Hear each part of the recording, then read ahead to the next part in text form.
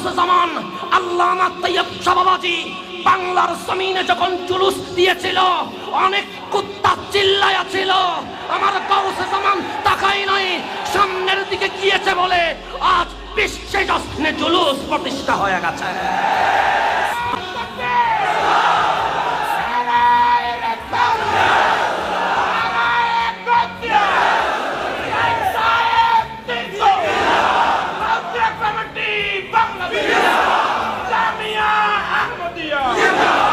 শাহিনশাহ সিরকোটের আওলাদ বাংলার জমিনে হক যখন প্রতিষ্ঠা করেছে, তখন অসংখ্য বাতিল কেউ কেউ করবে। ওই কেউ কেউ দেখার সময় নাই আমাদের। বিশ্ব বিজয় আমাদের হাতে করতে হবে, কারণ ইমাম মাহাদির ফৌজের নাম গাউসিয়া কমিটি বাংলাদেশ।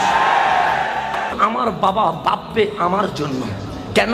কারণ আমি যদি মারা যায়, ছেলে যেন কারো হাতে হাত পাততে না হয়, কিছু একটা করে দিলে ভালো হয়।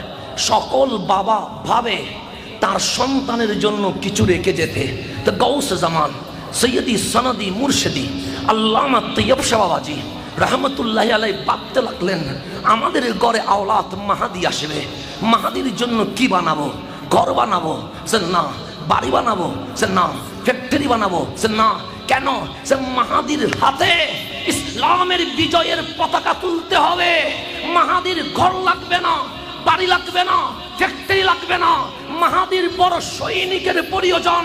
তাই গাউসে জামান গাউসিয়া কমিটি দিয়ে আজ বর্তমানে এই গাউসিয়া কমিটিকে ইমাম মাহাদির ফৌজ বানিয়ে দিয়েছে।